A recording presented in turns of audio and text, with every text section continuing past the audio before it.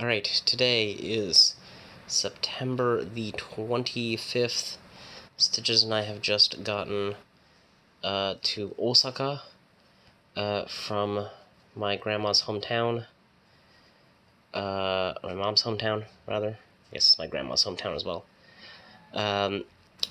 We did a stop at Nagoya on the way because we wanted to stop by the Nagoya Pokemon Center and the Nagoya B-side label, which is the sticker stores I've been going to.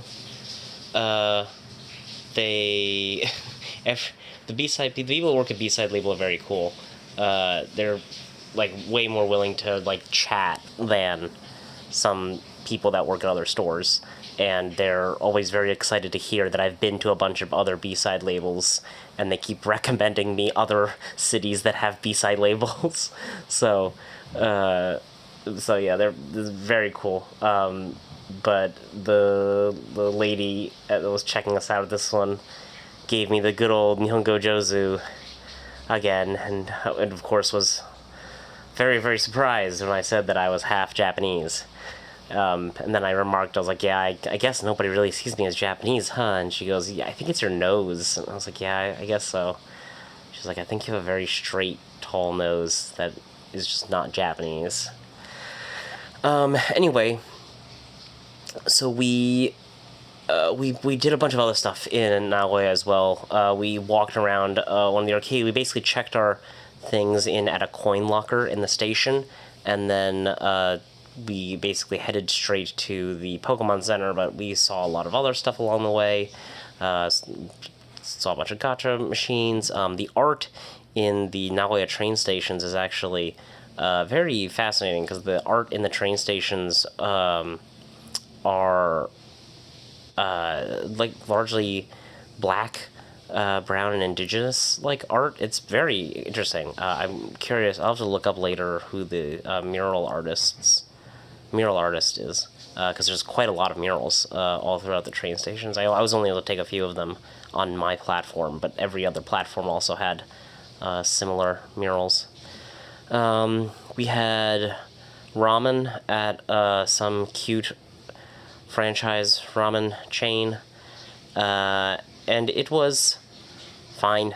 It was definitely the worst ramen we have had in Japan so far, but the broth was still very, very good. It was a very, very rich tonkotsu broth. I think what really brought it down was it was just a lot of bean sprouts. Like half this bowl was bean sprouts. It was a little excessive. Anyway, and then yeah, so we did those things in Nagoya, and then we got on a bullet train, and now we're in Osaka, and I'm really tired. It's only 8 o'clock, and I think I might consider sleep. Alright, hey everybody, we are in our next Airbnb in Osaka. Entering in, obviously no shoes. Bathroom's over here. Come on in. Another single room place, double futon, kind of like Hachinohe. This is long enough even for me. We got some air conditioning and some blackout curtains. What more do you really need? This up here is a closet. It's just empty. So we'll put all our stuff, blah, blah, blah, up in here when we're done. Here we have kind of the rest of the room. Kitchen, cabinets, fan, fridge, microwave, all the good stuff. Everything you kind of need. And yeah, that's it. All right, we'll see you guys later. Bye.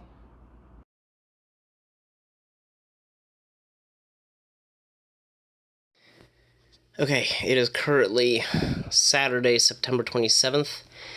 I'm going to kind of wrap yesterday, the 26th, into today, because there was not too much that we did the last 2 days. So yesterday, all we really did was we went out for very, very delicious tempura.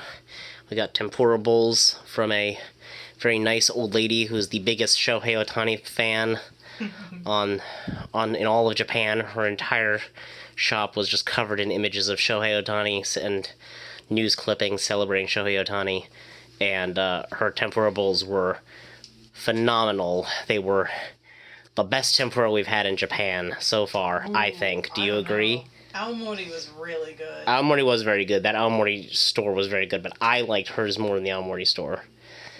Personally. But either way, very, very good tempura. And then I basically spent the rest of the day in a kaikatsu uploading footage. I got really lost on the way to the kaikatsu, got real turned around in the metro. That was not fun, but I got the uploads. That was basically all of yesterday. Today, we did laundry at the most expensive laundromat in Japan we've had so far. True. But we got our laundry done. Luckily, it's very close to the Airbnb. We did that, and then we went out to the biggest shopping street in Japan, I think. It's either the biggest or the second biggest. Yes. I'm blank on the name. It is the Tenjin Bashi Suji shopping. Tenjin Bashi, right. Yes. Tenjin Bashi shopping street. It is very long. We walked the entire length of it. I gave up trying to record footage at a certain point because I was like, this just keeps going on forever and ever and ever. It was way longer than the Tanuki Koji shopping street. But it was neat. A lot of it was closed when we first got there because there's a lot of bars and cafes and restaurants and stuff that kind of only started opening up by the time we got to the end of the walk. But we stopped by, we were looking originally for sunglasses. We did not find any, but we found a nice little, I guess, boutique, right? Yeah, what is it? I would say boutique. Boutique that had straps for bags, like for the 3-point bag that I have, and we got an extra strap for that, which is what I've been looking for. And then Stitches found a pair of pants that fit her that look very pretty, and they have a cool pattern. They're like wide leg denim with a flower pattern on them. They're really cool. Yeah, they're very cool pants. And I was chatting a lot with the store lady who thought that Stitches was very stylish and cool and was very impressed at Stitch's height and was very amazed at her being a very tall lady. Yeah. And also, again, did not recognize that I was Japanese at all and was very impressed that I could speak Japanese. And I was like, well, I am half. And she was like, what? So she was surprised twice over. But she was very nice. So we got their card for their store. And, yeah. And then we walked down the rest of the shopping street. I got takoyaki, which was very good, but very hot. It burned my mouth a little bit. Really good, though. But it was very good takoyaki. And then our original intent was to go to a gyoza place, but they were full. They were completely booked the entire day, so we ended up going to a different place and getting food there. But it was good. I guess, I don't know, do you have anything to say about the food? Stitches got like a smoky ramen. It was a very smoky ramen. It was pretty interesting. Yeah, no, it was pretty basic. It was actually quite good. It just didn't have much of a theme in it. Yeah, it was just a bunch of random stuff. But we did get chicken skin gyoza again. Oh, that's true. We did get chicken skin gyoza again. That was real good. The chicken skin gyoza is always worth mentioning. Yeah, chicken skin gyoza was good. Mm-hmm. And then we made our way home. And then we did make our way home. Mm-hmm. And that was our day. Mm-hmm. And I'm very tired.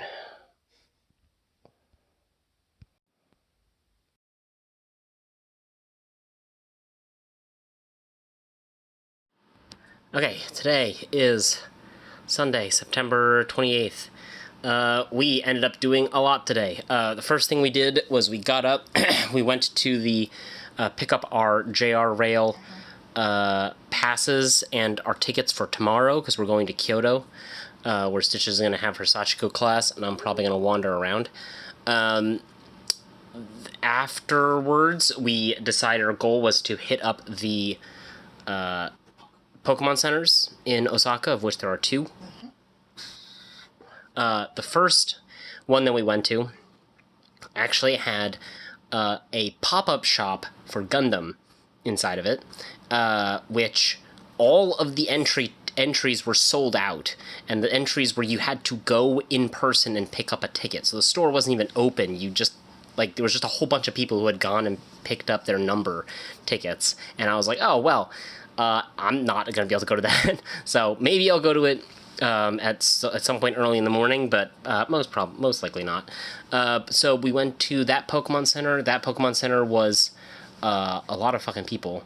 It was a madhouse. It was so many people. Also, so many kids. A lot more kids. Yeah, but kids. Also it was Sunday, so that's Sunday today, which is probably why there's more kids. I also found they had a lot more like kids and baby stuff, like kids' toothbrushes and baby bowls and stuff. Yeah. So. That was also the building that had the Osaka Nintendo store, which we went to, which Stitches got stuff at. I got something Pikmin. You got the Pikmin terrarium, I got the Pikmin terrarium, which I haven't opened. Yes, which she has not opened. Open another day. I also went and checked out some of the other stores that were around there that were... there was a figure arts store. There were...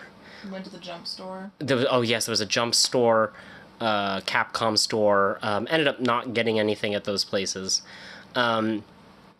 We then went to the other Pokemon Center, the Osaka DX location. And they had big birds. They had the three legendary birds.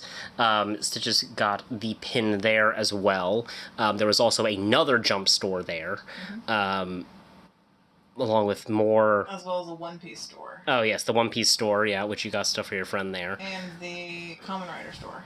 Yes, the Kamen Rider store, which I did not get what I wanted from the little gachas at the Kamen Rider store, which makes me sad, because I really wanted... They had some stuff for Kamen Rider Ryuki, which is my favorite Kamen Rider. But I did not get the riders that I wanted from the gacha. That was also the location that had the weird mint condition store, right? Like baseball cards and comics. Yeah, like sports paraphernalia and like comics. It was real weird. And it was very signed Tom Brady jersey in the window. Yeah, that one was odd. That one was weird. And then there was another Jump store there. Right? There was another Jump store, because you got stamps at both the Straw Hat store and the Jump store. For both One Piece stamps.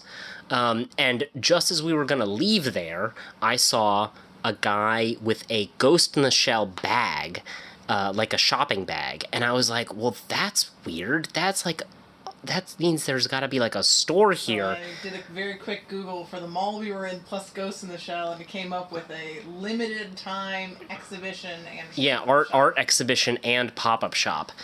And so it was real. There's a lot of like real intense security around this exhibition, because they were basically like, if you buy a ticket, you go in once into both the exhibition and the pop-up shop, and then if you want to go in again, you got to buy a whole new ticket. So they were real intense about it. They were very, very serious about it. The exhibition was really awesome, really sick. I took a bunch of pictures on Stitch's phone. They did not let me use my camera, so I had to use Stitch's phone, who's the better phone camera. But they were really just a bunch of original art pieces by Masamune Shiro, who's the artist who did Ghost in the Shell and Appleseed and Dominion Tank Police and Gunsmith Cats and a couple of other stuff. But he's basically the godfather of cyberpunk manga and anime in Japan, and this was just an exhibition that showcased all of his work, and he's currently, I think, 64 or something like that, and I'm like, that's fucking crazy. That's absolutely wild. And still drawing. But it was really cool seeing all of his original pieces, and there were a couple of there were several different pieces, some that showed his progress work, some that showed like different stages of his art up until completion. And then at the very end of the exhibition, there were pieces that were done specifically for the exhibition by artists that are other highly respected sort of cyberpunk and science, sci-fi manga artists. And then I went to the pop-up shop, and spent way too much money because it was worth it, but I spent way too much money getting cool t-shirts and a limited edition figure and like limited pin charms and pins and stuff and the tote bag. Yeah. Just really, really cool stuff. Really, really cool stuff. I think I'm gonna have to do a stream where I like showcase all the cool stuff that we got because there's just too much cool stuff. But I spent way too much money, and I'm done spending money in Osaka. No more gotcha. No more gotcha. No more nothing. I'm done. I'm done spending money in Osaka because I spent way too much money at the pop-up shop. But what else do we do today? We got Loteria, but we got really lost because the Google Maps for the Loteria was a mess. So. And the trains. Stations and all the lines and everything is a pure underground city. Crazy. I'm telling you, I think it's bigger than Tokyo Station. Like that entire underground. It's bigger than Tokyo Station. Yeah. More insane than Shibuya or Shinjuku. More insane than Grand Central. Like it is literally the most. Like Grand Central times 3, and then there's malls attached. And then there's malls attached. Yeah. Whoa. Yeah, it is quite literally. You could spend the entire day underground, and and just survive down there. Bonkers. Yeah. Yeah, and then we came home, and then you bought tickets to the Takarazuka, so we're seeing the Takarazuka on Friday. Oh, that's gonna be fun. And you guys, just to round out the end of this video, today's the 28th, and we left home. End of the video. You mean the audio? Yeah. Okay. Just to round out the end of us talking right now. Yeah. Okay. We've officially been traveling 1 full month. Oh yes. It's kind of interesting. Yes, that's true. So we're here in Osaka. We've looked at like much of northern Japan, and here we are halfway through our trip. Mm-hmm. And we've got a whole month left. Woo.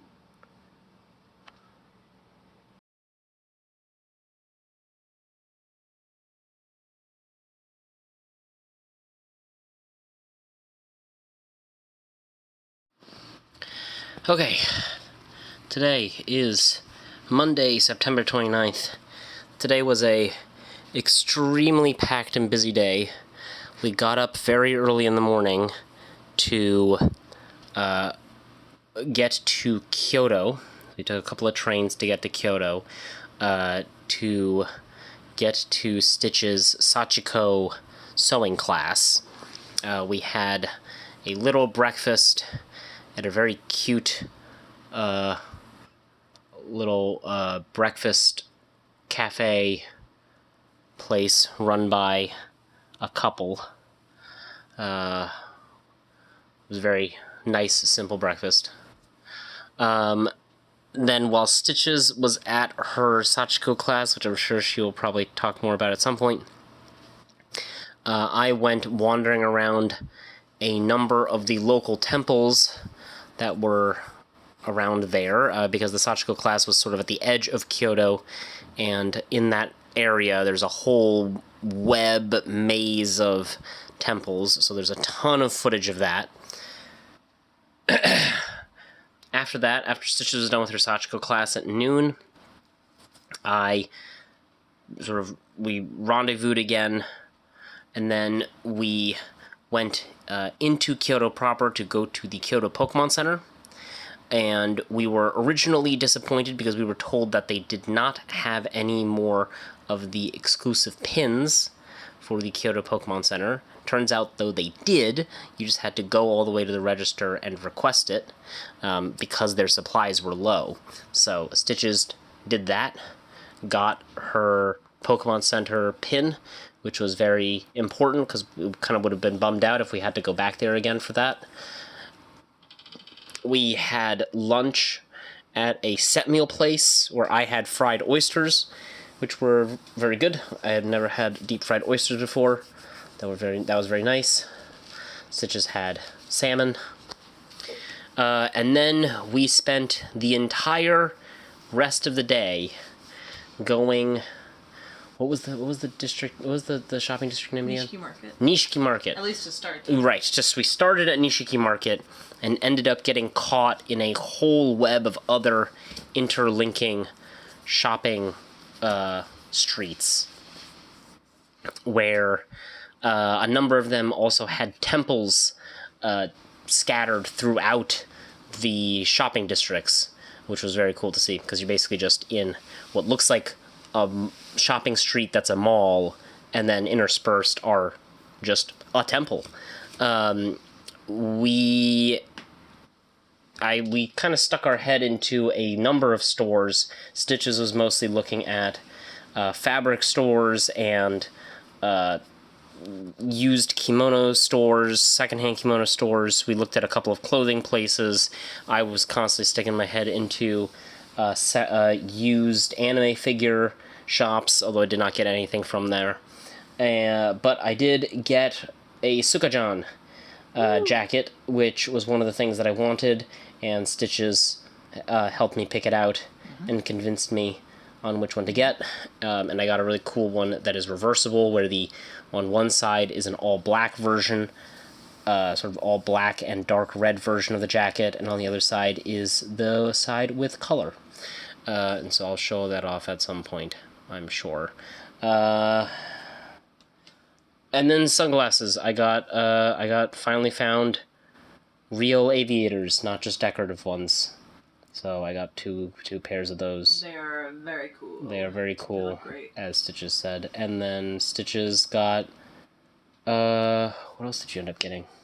I got the tie that goes over the obi. Oh yes, the obi rope, which she's going to turn into a cell phone chain holder, yeah. Right? Because that's a thing that people do in Japan, is they have these ropes to hold their cell phones, and she specifically got a little hook to attach that to her case so that she can then attach the rope to that hook for the case.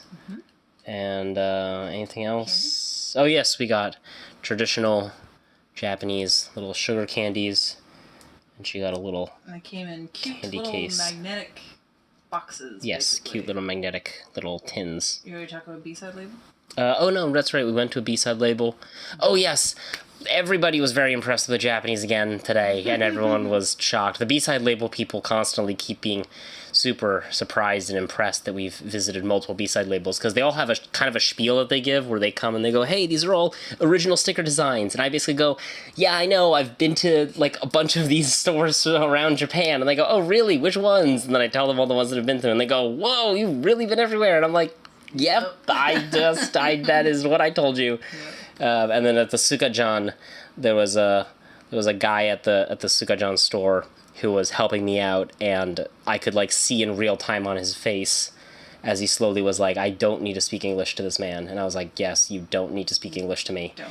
And both he and the owner of the store, by the end, as we were checking out, were like, you're really good at speaking Japanese. And I was like, I mean, I am half Japanese. And they were like, yeah, I guess that makes sense why you're so good at speaking Japanese. And I was like, yeah. I mean, I was like, oh, I can't really read and write super well. And they were like, I don't know, I feel like if you could talk, that's enough. And I'm like, I would agree with you, but I feel like...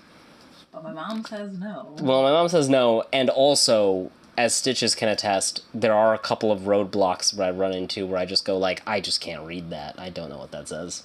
And we gotta pull up the translator, because I don't know. I feel pretty okay, but there's usually just like a point where I'll look at something and be like, there is just now way too much kanji in there for me to now. I can no longer parse what that says. Actually, that and when we're on a time limit.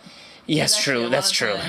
That's true. Figure out what it says. I could usually figure out what it says, but it takes me a while. Like, so order within 2 seconds, it's easier for me to just translate it and then be like, I want that thing. Yeah, that's true. All right. Well, and then tomorrow, I think our plan is we're going to go to Nara, and we're going to go say hi to all the deer. And we're going to look at the very, very big Buddha, the big wooden statue. Anything else you want to add? No. We're going to go say hi to all the deer. Yeah, hi to all the deer. I'm so tired. Did you talk about my Sachiko workshop? Yes. Well, do you want to add anything about your Sachiko workshop? No, it's really cool. I'll show you guys the coaster I made. I also she made a cool coaster. I bought some of the needles and the very cool thimble that goes on your palm, basically. Yeah, and I'm gonna go back and go to the thread shop that she recommended to get me some. Yes, that is probably gonna be another trip, is going to Kyoto for all of the. But that's it. Sewing stuff. Just cool. Yeah, it was very cool. You made a very cool thing. Yep. All right, I'm going. But I need a shower and pass out. Good night, you guys. Goodbye.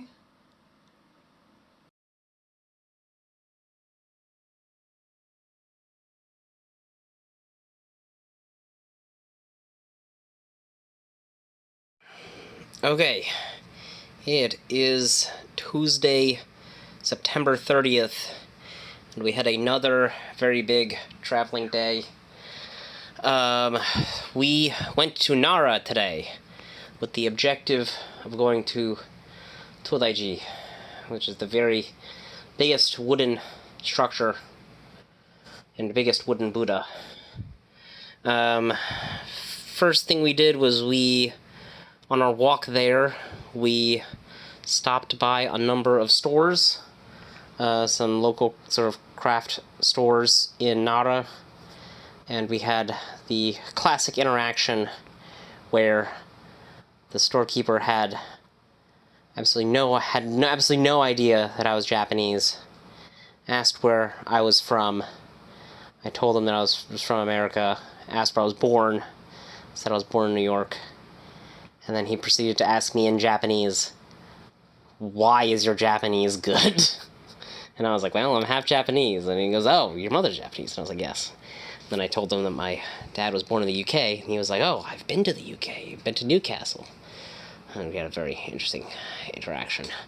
But yeah, the dude had absolutely no idea, absolutely zero clue that I was Japanese at all. He was completely flabbergasted.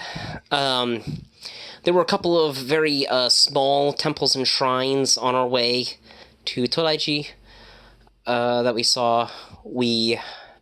Before we went to Todaiji, we also stopped and had some sushi at not a chain kaiten sushi place, but some sort of smaller local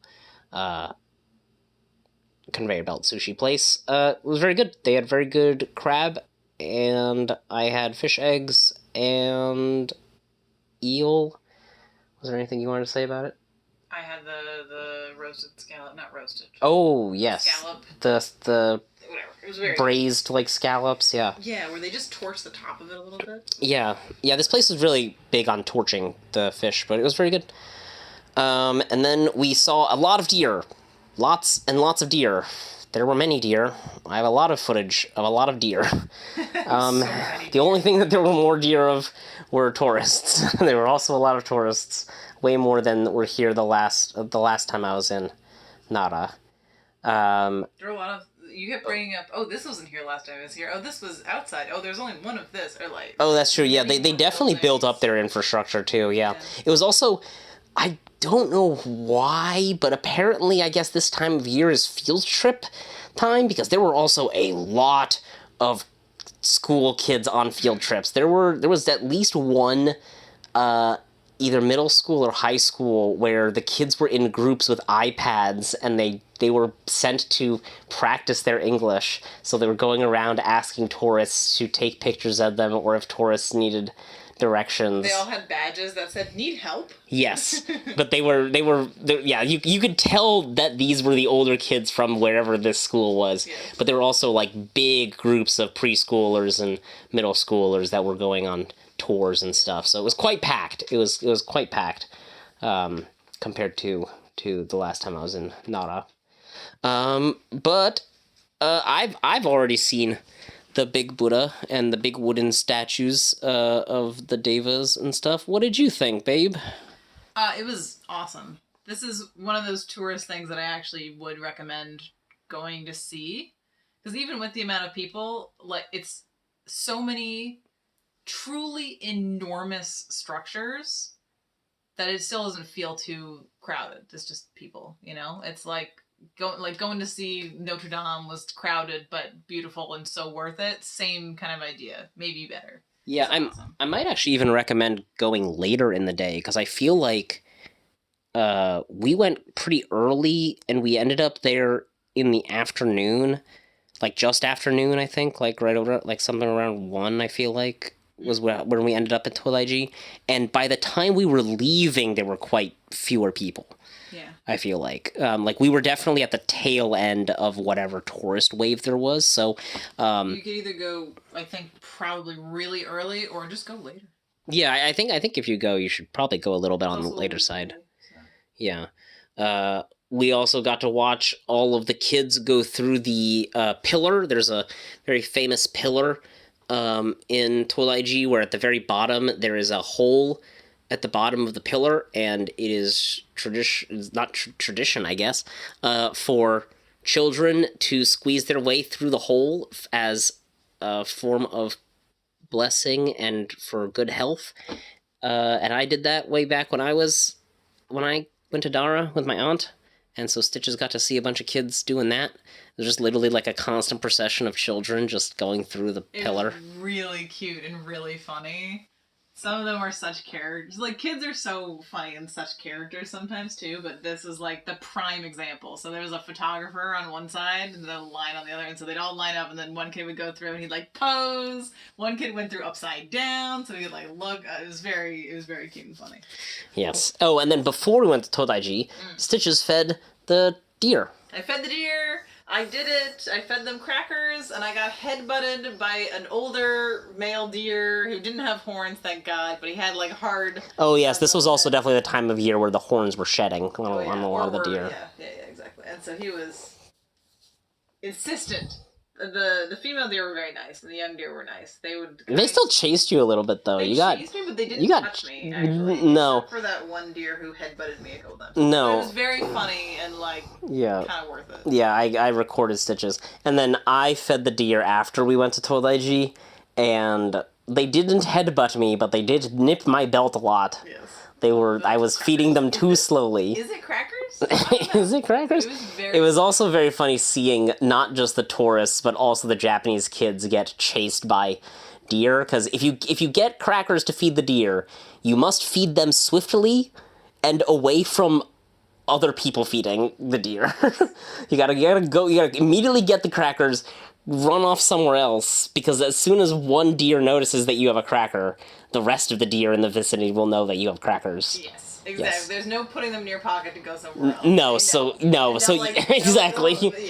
They'll let you know that they know. And so you could see the tourists that tried to hide crackers, because they'd be just sort of follow them through the park. They would just get followed by deer through the park until they relinquish their crackers. Yes. And you also can't try and you can't try and spread the love with the crackers either, because there's kids that want to try and like give crackers, or like sort of, I guess they want to like give crackers throughout their trip, right? So they don't want to give up all their crackers. But no, those kids get chased down by the deer because you have to give up all your crackers. Two other funny things. They do bow. That is the thing. They do bow, yes. The older ones, the babies don't know yet. The babies don't know what to do. But the older ones, yes.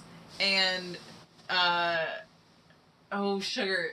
Oh, the second thing is, if you show them your empty hands, like, you hold your hands out, like, got nothing, they'll literally leave you alone. They'll literally, like, stop in their tracks, kind of look at you, and then turn around and go to somebody else. Like, they know. And so, but it's still funny to see, like, the kids and tourists who don't understand. They'll just, like, run away, and the deer will follow them, because they're like, well, you had crackers, and you didn't show me the sign that you have no crackers, so I'm gonna follow you, and they freak out. I'm like, dude, just hold your hands out. They'll get it. It's very funny. And as I was also showing Stitches, the deer also do not accost the shopkeepers who have the crackers. Exactly. They know what's up. They know. The people who have done the transaction are now the ones holding the crackers. They cannot bother the shopkeepers. Correct. They leave the shopkeepers alone who have the crackers. But once you exchange money with the shopkeepers, they know. They know. So that was fun. We got a lot of footage of a lot of deer. A lot of deer in weird places too. There are a lot of deer just sitting inside of like gardens and deer. In raised gardens. Yeah. In the middle, in the divider in the road. Oh yes, the divider in the road. There were also some. The street. Oh yeah, the deer that cross the street give absolutely zero shits about what's going on. They're just like, I'm too old for this, and they just start crossing the street. But we also saw like deer in shops, deer in temples. That were just like, you just look and you're like, how did you get in here? The deer's just like, I don't know, man. So funny. The little baby deer just munching, but he's like in between the lanterns. Yeah, it was like, how did you get here? Whatever, alright, I guess. You're just vibing. Vibes. And then And then we went home, and then we got on the train from Nara Station, and we headed home, and we were debating where to get food, and we decided to go to a Nepali Indian curry place in Awaji. And so far, Awaji food, two out of two on Awaji food. Any Awaji food slaps. It is so good. And I legitimately think this might be one of the top Indian food places I have ever eaten at. I agree. I got like a mutton curry that was really, really good. I got cheese naan. Stitches is not a fan of the Japanese cheese. I just don't think it's cheese. She does not think it's cheese. But I got a cheese naan, and she's got a normal naan, and Normal was fantastic though. It was really good, yeah. And then on our way back, we also got little Castella cakes, but they're round. We haven't gotten to eat them yet. We're gonna eat them right now, but that was also cool to get little cakes from a local cake place that was clearly very beloved by every mom and child in this area. That's what I was gonna say. There are lots and lots of moms with kids. I mean, I'm assuming there are families with kids, but it seems like mom's taking them out for like post-dinner snack or something like that. 7-ish p.m. getting little Castella cakes together on bikes. Very cute. Yeah. But yeah, that was it. I think tomorrow we're probably gonna go back to Kyoto, I think is the plan. We're gonna go to another temple, and then I got laundry to do the day after. Yeah. Good day all around. Bye, you guys.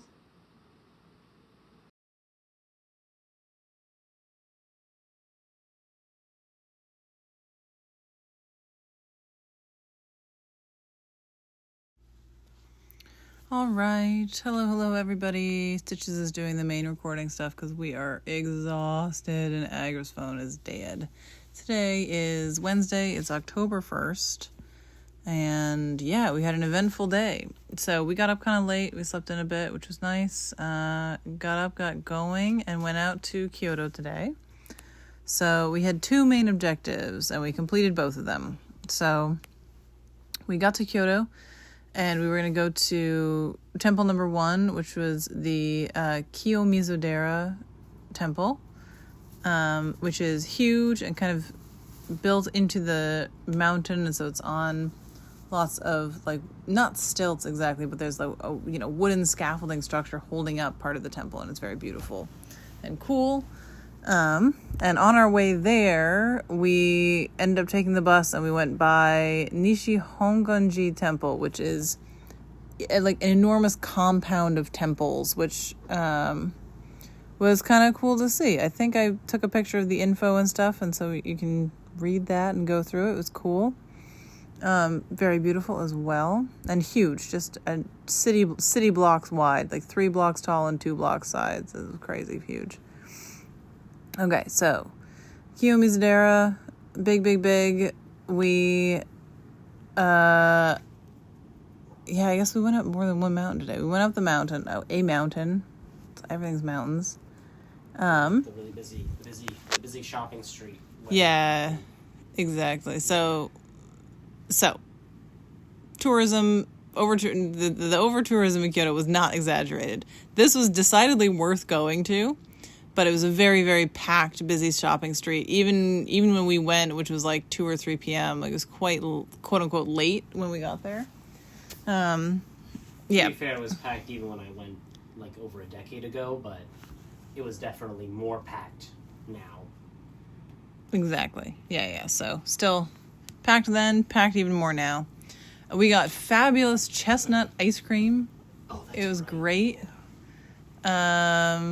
And ginger ale made with real ginger and ginger syrup. Craft ginger ale. I don't know. It was very good. So then we walked up. There's many different like levels and smaller temples, smaller jinja, and then walked up to the main one. And as Agra puts it, there are 3 main parts that you have to see that if you're just a regular tourist, you won't necessarily know about. So the first one is the sensory deprivation prayer chamber kind of thing. So It's the kind of basement carved into the stone underneath, I think, of one of the smaller shrines. Stone of the mountain. Yeah, carved into the stone of the mountain. So it was very nice and cool in a very hot day. It's like before you go into Kyoto proper. Yeah, exactly. And so, yeah, so you walk, you keep your hand on the railing, like they're like wooden prayer beads, but bigger. Lost in the cave. You get lost in the cave, and you walk through with your hand on it. And when you come to the prayer stone, you touch the stone, and and then you say your prayer in your head, and then when you're done, you continue walking, and you walk out. It was very cool, and it was truly pitch black, like so pitch black. You could, when you see the kind of like fuzzy lines and things behind your eyelids when you close your eyes in the dark, it was like that, but my eyes were open, and it was kind of freaky, but also kind of cool. The second thing is going up to Kyoto proper at the temple, because you are so high up in the mountain, the vertigo of being close to the railing, basically. Well, they build the railing as slanted down a few degrees on purpose. Yeah. Even when you're standing near the railing, you feel the vertigo because it's built to be slightly slanted down. Yeah. So the slope is kind of freaky, and the vertigo was for real. And then, so of course we walked to the temple. That was lovely. We walked off. We went and saw the pagoda. And then we went down and we saw the water, the waterfall that's then kind of funneled into the well. It's where Kyoto gets its name, is this waterfall. Yeah. And there you go. The holy water, not holy water, but like the pure, purifying well water. The cup. You stick your cup out on the Yes. Stick out the metal cup on the. You stick under the stream, basically, but it's. I mean, you'll see it better than we can describe it, but basically, there's a stone structure that guides the water into 3 different streams. So you stick your cup under one of the streams, and then wash your hands and sip, and then move on. Yeah, and so there's that. It was great. It was beautiful. It was so much nature, and just an incredible structure. So worth going to despite all the tourists. We did some shopping on the way back, and then we decided to walk an hour to go to the Fushimi Inari Taisha, which it's if you've seen Kyoto or like touristy stuff in Japan, this is something that you will see pictures and video of. And so it is the many different jinja and temples to Inari, but also all of the gates that people walk through and take videos of them like walking through all the gates and gates and gates and gates. It had to be like 1,000 gates. Like they were so 1,000 minimum. Yeah, there were thousands of gates, and then it's lined with like smaller shrines and smaller like pathways of smaller and smaller shrines that are like presumably owned kind of privately, like you pay, you donate for your spot. You pay and donate to the temple by paying for gates. Yeah. So the really, really big gates are usually bought by companies or like very wealthy individuals, but anyone who wants to spend a few thousand yen or like $100, you can get smaller gates, and those get added to the smaller Inari shrines. Mm-hmm. So there's just like a just wait till forest. You see it. It is so many. Yeah. It is so many torii gates and shrines and statues to Inari. It's also a mountain, and we're so tired. We didn't eat. We kept thinking, oh, we'll go and then we'll get food. Oh, we're here. We'll just go and then we'll get food after. And so we didn't eat today. So we ate, our normal like konbini breakfast. I had an onigiri and Agra had a potato bread. Cheesy potato bread. And then we didn't eat all day, which was silly. We had ice cream, I guess. That doesn't really count, though.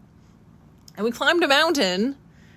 If you think about it, we climbed the hill up to Kiyomizu-dera, walked the grounds of Kiyomizu-dera and the temple proper. Walked down. Then we walked down. Then we walked an hour to Fushimi Inari. Yeah. And then we walked up the mountain, And then we walked down the whole and then mountain. we walked down the whole mountain the other way. Goodness gracious. So our step counter today says 25,000 steps, and that feels like pain in our heels, but Those were up. Those don't count the uphillness of it all. Yes, exactly. That doesn't count how uphill it was, indeed.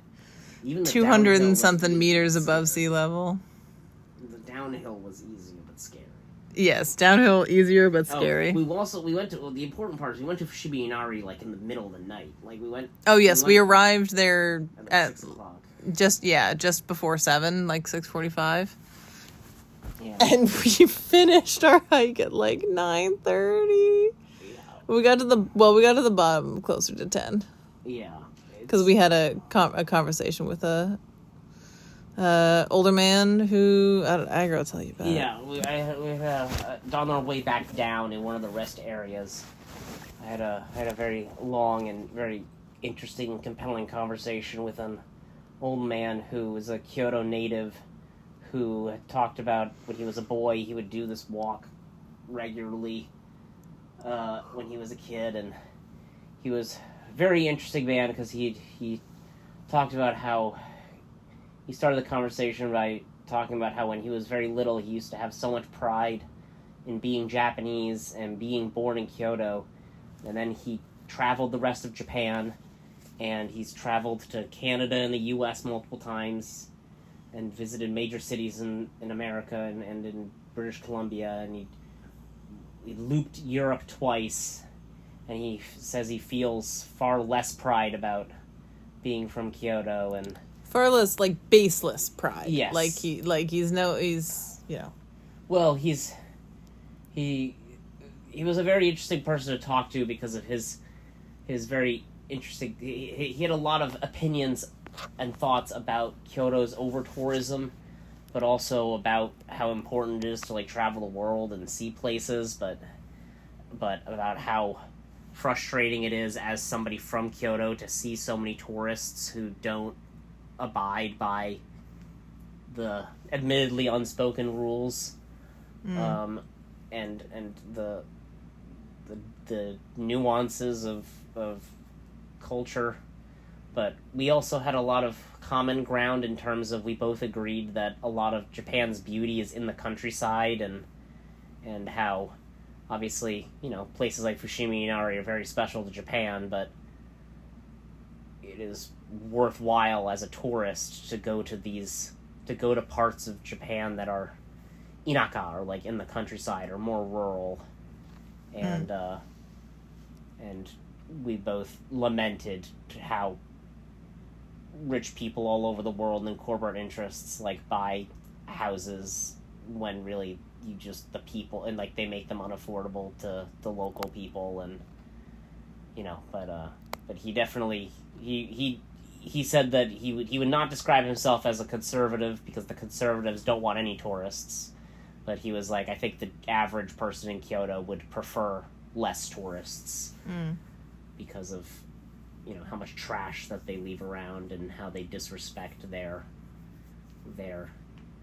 temple surroundings and such. But he was definitely he was a very interesting man due to his very worldly opinions and his ability to speak English. I had the conversation with him in Japanese, but he was speaking to a different foreign tourist in English before I was speaking to him, and he also he was, man, what a brutal old man, because he mentioned that his son does not speak English, and I told him that he said he described his own son as lacking in both curiosity and in intelligence. I was like, wow, that is rough. That's rough to have that be said about your own son. But yeah, he was really interesting. Agra obviously translated some stuff afterwards for me, but it was interesting to, get to actually have another real conversation with a real, a person with real, like, opinions on the issues that we're interested in kind of hearing about, and just,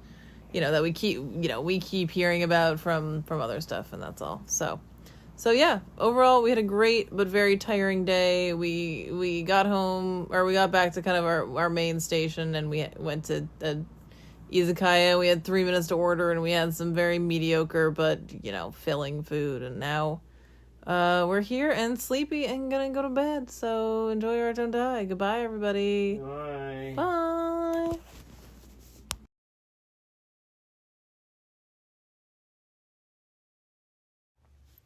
Okay, recording for Thursday, October 2nd. So today we had a split up kind of day, so we went and did different things. Agra basically had a rest day and did laundry for both of us, and I had an adventure day where I went to Karashiki, the town of Karashiki, which was only about an hour and 20 minutes away on the Shinkansen, but is quite far, kind of south of us, past Himeji and everything. Karashiki is famous for Kojima Jeans Street. So if you know anything about Japanese denim, Japanese denim is very special for a couple reasons. I'm not a big denim head, so don't ask me the specifics, but in the general overview that I have is, Japanese denim is just extremely high quality. So very high quality, like cotton weave. So they're very stiff too. B, they are made on, the fabric itself is made on a smaller loom.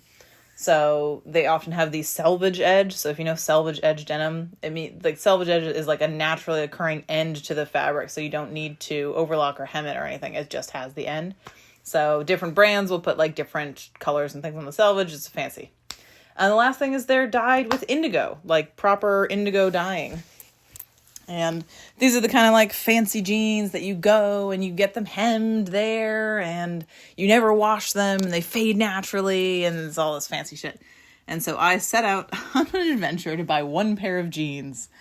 Chat, I did not buy one pair of jeans. I bought 3 pairs of pants, fabric, a denim shark, and some little leather pins and things. Like I bought so much stuff, okay? So yeah, basically I had a really great conversation with a bunch of people. So I showed up to Kojima Jeans Street. The pictures are so silly. There's like a 2-floor pair of pants. There's like jeans hanging from lines across the street. Like just as many things that could be made out of denim was made out of denim. And there's something like 35 shops. I went to maybe 10. Also, some things like weren't open, whatever. So I did not have like the blue indigo ice cream because the cafes weren't open for some reason on Thursday. Okay, so first things first, I went to Big John, which is a very famous brand. I think it's been around since I'm gonna say the wrong date, 30s or 40s. Something like that. It's been around like a long time. And it's also has like the biggest selection. And I figured, okay, this is a pretty good place to start. Not only is it kind of at a good place on the street, but also it's probably going to be one of the only places that fits me as a very tall, not Japanese sized person. Had a nice time there figuring out my sizing, but ultimately didn't buy anything from them because the fit wasn't quite right. So moved on, but I had a very nice salesperson. And moved on to the next one, which was something called Heart Made Base, which has a cool brand and cool stuff if you go look them up.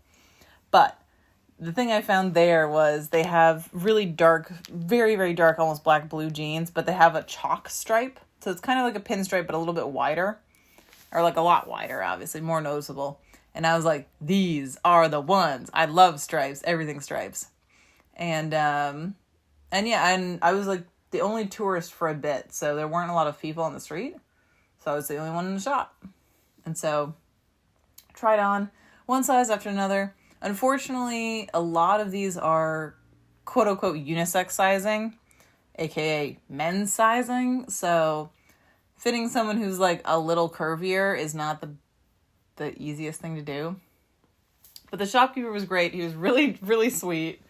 And there's this thing about like Japanese service stuff that I don't quite get. Like I can't internalize. And so it was just them doing more things for you than you would normally expect from, well, Canada or the US. So, so I'll say, oh, can I try these, this size? And like, he pulled them off the shelf for me. I was like, it's right there. I can grab it. No, okay. He pulls them off the shelf. He like cuffs the jeans because they're made very, very long. And then like wears out the button a little bit so you can get them undone, and then hands them back to me, or like puts them in the changing room, the fitting room. And then I take off my shoes because you can't walk in with your shoes, and step in. And then he closes the curtain for you. I was like, okay, that was a lot. I appreciate it though. So I tried the jeans, blah, blah, blah. They didn't quite fit.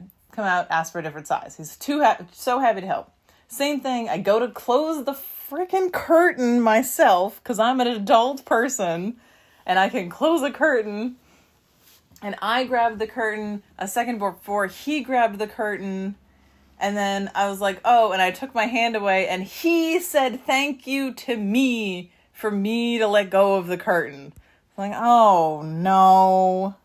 So there was a lot of that the whole day, and it started early from like me 30 minutes into this trip. There was a lot of me social faux pas-ing the niceness. But yeah, it was really great. There's a really beautiful lot of things in the store. I really went for jeans, but I could have made a whole wardrobe out of the stuff that I found. Dresses and shirts and sashiko stitched shirts and fabric and things, which is really amazing. This guy also, he like had cuffed the jeans too much when he prepared them, which I'm assuming he did it the normal way he does, but I'm obviously several inches taller than Japanese people. So I came out and I was like, oh, well, this is good. I think this doesn't fit. I'm going to try this. And then he got on the floor and cuffed my jeans more properly so I could see them, how they would be correct. And I was like, oh my God, thank you. They look wonderful. You don't have to do that.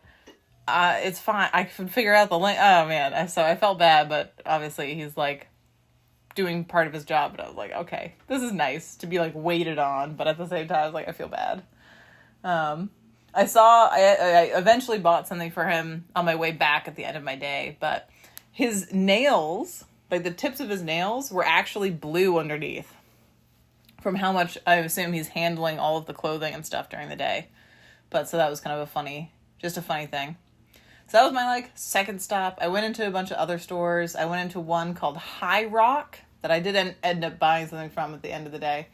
But tiny lady, very stylish, had like a long braid and a beret. Also, everyone is wearing their own brand clothing. So maybe not all of it, but a lot of it. So a lot of them have like cool jeans or cool shirts. This woman had, I don't know what shirt she was wearing, something, but she had a really cool like damask patterned jean, like flowy skirt. I was like, what? She's tiny, of course. Anyways, the two of us had a lot of back and forth with the Google Translate. So some people spoke some English, or at least knew their pitch in English, and then could help me with the sizes and stuff. And then between me knowing like my numbers and big and small, we kind of got through things with Japanglish. This was, she like wanted full sentences, so she would like talk into her phone, and then I would respond with like whatever I had. But she was super, super sweet. She was so nice and so cool. And I ended up buying this pair of jeans that's like painter jeans, and they have dual pockets and big stitching, and they're high rise, and they're so fucking cool. So I got those, and they're great. But I came to see her like just before noon, and I ended up leaving like 12 minutes before she closed. So I went back to her shop and like got those jeans, finally. And yeah, so a lot of people are wearing their own brand clothing. Every brand is very different. I wasn't expecting so much difference between shops. And also, every single store had at least one big industrial sewing machine and like their pile of work next to them. You know, so a lot of people were like sewing when I came in, because again, I was like the only person for a while at least. So people are just like doing their work and then would just help me around the shop. I was like, this is crazy. It was really cool to see though. I went into some other stores. I bought a bit of fabric from a store that I didn't like their jeans from, and they had like a sale bit, and I got some cool denim patterned fabric for like, I don't know, $5. Amazing. Blah, blah, blah. Went down. I'm going to skip some stuff. A lot of stuff had places that just, or a lot of places had stuff that just didn't fit me. It was just going to be too small no matter what. And then, okay, this is maybe one of the funniest parts. I went into a place called Dania, D-A-N-I-A, because they're known for doing not just jeans, but also just interesting artistic designed, reworked, upcycled stuff. And I was like, that sounds really cool. Why don't I go in there? I'm so glad I did. But so I kind of like, I walk up in front of the store and there's, you know, some stuff outside or whatever and the sign. And there's this man, this older guy who's got like Einstein hair happening, a little more like curled on top, but like half black, half white hair, kind of all over the place. Just like older guy, funky teeth. And he's just kind of like, I think he had a cigarette. He was just kind of like laughing, talking to himself a little bit. Not in like a weird way, but just in a like, no kind of way. And I was like, oh, hi. I didn't know if he was like the shop owner. He does happen to be the owner and designer. But I was like, okay. And then I kind of like walked in, put my hand on the handle of the door, creak it open half a centimeter, and there's a cat. Just a cat. I was like, oh, hi, cat. Okay. And then, you know, I like kind of start to open the door and the cat like wants to come out. And I was like, oh no, I don't want to let this cat out. The cat's not supposed to be out. So I look back through the entranceway, kind of out again. And the older guy is kind of there. He's looking at the cat. He's like not freaking out about me opening the door. So I was like, I'm going to wing this. And I open the door a little bit more. And the cat like trots his way out, is like happy. And the older guy's fine. I was like, okay. So I like walk in and then I look out the door like window and the guy scoops the cat up, like very lovingly scoops him up upside down, snuggles his little head and then plops him on the ground and goes like around the corner. I was like, I guess so. Okay, that's his cat. Shop cat. Hilarious. So, and then he like comes in and he gives me the most slang, barely words, like, welcome to the shop thing. And I was like, konnichiwa, like, hi, like, wave or whatever. Oh my god. Lots of cool stuff. He makes, stuff with, like, Boro technique kind of thing, which Agra's gonna yell at me about, because that's not what it means. Boro is the word for worn down.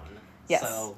And in like fabric and sewing and design and stuff, this is like a technique of mending where you basically are like adding and stitching over an existing very worn piece of cloth already. So think like very damaged long piece of like he made a scarf, he made jeans, he made other stuff with Boro technique. So think like you have a very like worn down shirt with a bunch of holes and things. So putting patches on top and underneath and other different places, like different shapes and kind of weights and things, and then stitching it differently in order to hold all the fabric kind of together and add design, but also weight and strength to the garment. So he made some really fucking cool stuff. He made like a howdy jackets, but the front of them are like deconstructed overalls. So where the side of the overalls would kind of go past your torso to your hip are now open, and they're the pocket for the jacket. They were really cool. He also made these denim sharks, like whale sharks, and they were maybe the only thing I could afford in the whole shop. So I bought one, and they're awesome. I can't wait for you guys to see it. It's so cool. But he was one of the people I had a great like Japanglish conversation where I, you know, said hi and said things were really like cool or interesting. He like fed the cat. So he's got like one table that's actually nicely designed to be like showing off the product. Everything else is just kind of like around his like studio space. Like it's just shelves full of stuff and junk and things to sell and like just stuff everywhere. And then there's one table, and then at the end of the table there's like open cat food, like bag, like wet food and half of it's kind of like spilled on the table, and he takes it and goes to another cat in the window. Oh my god, so funny. But I told him how much I like sharks and I like the bags, and we had the conversation about the big size and the small size and what's the difference and blah blah blah. Like all this Japanglish kind of stuff. And at the end, I asked him, he had a bunch of kind of like, I don't know, a shelf full of just junk, but also belt loop like fabric, or not, belt loop ribbon. I don't know what to even call it, but this, if you belt loop, but really, really, really long, okay, like not cut up into belt loops. And I had pulled a bit out, and I was like, oh, like, is this for sale? Do you sell this? And he like comes back around and he like sits on the floor and he like pulls some more stuff out, and I like pointed to one and another one. I was like, oh, these are nice, blah blah. And I was like, oh, okay, how much for this one? And he goes, present, and he puts it in the bag, and then I paid it. I was like, oh, that's so kind. It's not really a thing. Not that any shopkeeper is like has to give you a present, obviously, but I find it's not really a thing to give things away for free here at all, no matter what it may be, right? So that was very kind of him. That was a very fun, kind of silly conversation about him and the cats and all this stuff. And my next stop after that was actually Momotaro Jeans, which Agra can give you a whole rundown on stream about the folk legend for Momotaro and all this stuff. But it's a really big brand here, so it's a very famous worldwide kind of brand. And I ended up getting an absolutely fabulous fitting pair of like indigo dyed, selvage edge, wash once, denim head. Would love this kind of pair of jeans, and I'm really, really stoked about it. And they're beautiful. But I had a great conversation with the guy who was pretty good in English. Not perfect, but like pretty good. And so long as I Japanglished and spoke simple sentences, we had a great conversation. He was very impressed that I sewed. I showed him the glasses case I made, and he was very impressed, and that was very nice. Very polite, very knowledgeable, awesome experience, 10 out of 10. It was great. So I walked around with my like 10 little bags of stuff, and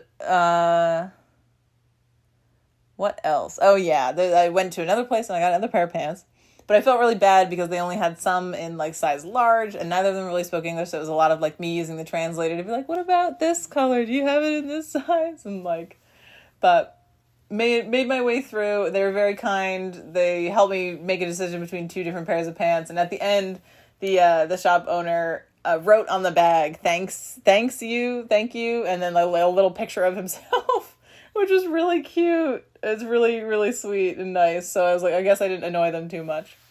Yeah, and then I just walked around. I had a really long conversation with a shop owner who was learning English, actually. And he was very nice with my Japanglish, too. I got to explain a whole bunch of stuff.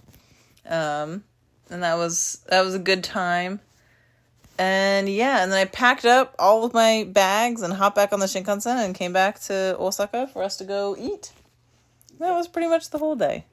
We went to a ramen place. Yep. We went to just a cool little ticket ramen place. Yep.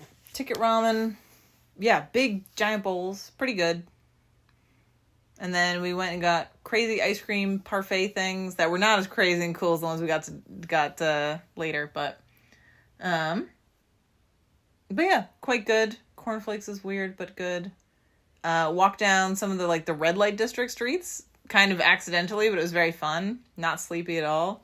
Went to the Mega Donkey, which was a mistake after such a long day because it was absolutely overstimulating. Missed our final train home. So we took the what was the last train on the local line, which doesn't quite go to our stop, but it goes to the one before, and then we just walked up. So it was a very long day for me. Less of a long day for Agra, though he had a lot of laundry to do, and my laundry as well. Laundry all day. That's all I did. Yep. Slept in laundry. But he did a very good job, so I didn't have to do laundry. Hooray. Yeah, so this is a bit long. We'll probably cut it up maybe, but yeah, I had a great time. I'll show you guys pictures. Bye!